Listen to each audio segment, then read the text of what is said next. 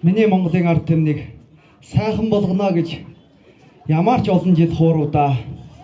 Өргөсөн тангарагтаа өнж байгаа цай гэж эрүүл мэндийн салбарын ажилтныг хэдэн жил мэхлэвтэй гэж одоо халаглаж суух юм да.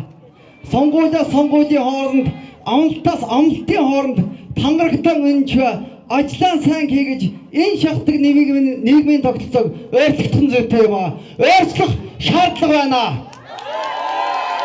Өнөөдөр улс аймгийн эрүүл мэндийн салбарт 1300 гаруй эмнэлгийн ажилтан албан хаагчид ажиллаж байна. Энэ нь эрүүл мэндийн байгууллагын стандартаар ярих юм бол дөнгөж хүний нөөцийнхээ бүтцийнхээ 70% хүрч чадахгүй байгаа. Ингэж яхад дахиад 9%-ийг хас гэдэг нь ямар тэнэг бодлого вэ? Ямар эргүү зарчим бэ?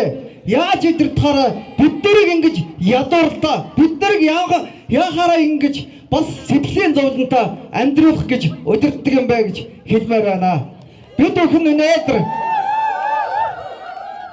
хансан цалингаа авсан бол өнөөдөр яг өвчтөний нэрвэгдэр байгаа өвчтүүдийг хайчаад ковид эхлэх гэж байгаа энэ ковидэнд цалингаа нэмүүлгээгээ зогсож биднэрт их байхгүй үүрэг байхгүй байсан. Энэ төрийг удирдах байгаа удирдлагууд маань энийг бас зөвөр тунгаж энэ эмнэлгийн ажилтныхаа цалингийн нэмж өгөөч, нэмж өгөхийг шаардаж байна.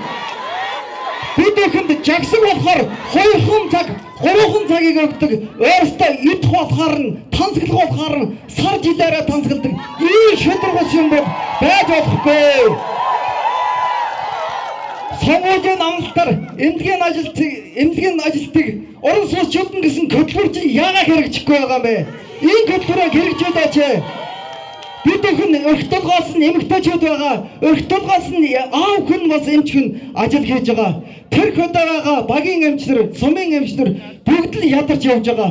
Бид нар яагаад дулаан байранд ай тухта амьдарч болдоггүй юм бэ? Эрүүл мэндийн салбарын энэ гажуудлыгаа одоо засахгүй бол өөртөө огцорцгоо. Өөртөө гудамжинд гараа. Манай салбарын гудамжинд гарч явах ёстой биш. Бид нар бас нутгийнхаа ард түмэндээ эзэмсэн мэргэжлийнхаа үрдэн үзүүлж тусламж үйлчлэгийг үзүүлмээр байна. Бидний цалин нэмж өгөхийг шаардаж байна. Бидний одоо нийгмийн даатгалын тэр заваа хуулиараа дарамтлагаа болоороо нэг хүний гүйцэтгэлийн санхүүжилтийг нэммээр байна.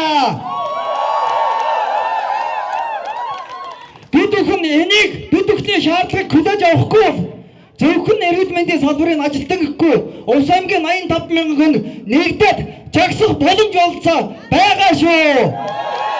Бид бүхэн энэ шаардлагыг хүлээж авахгүй бол ажил аюултыг нэг өдөр биш нэг сараар хайсан чаднаа.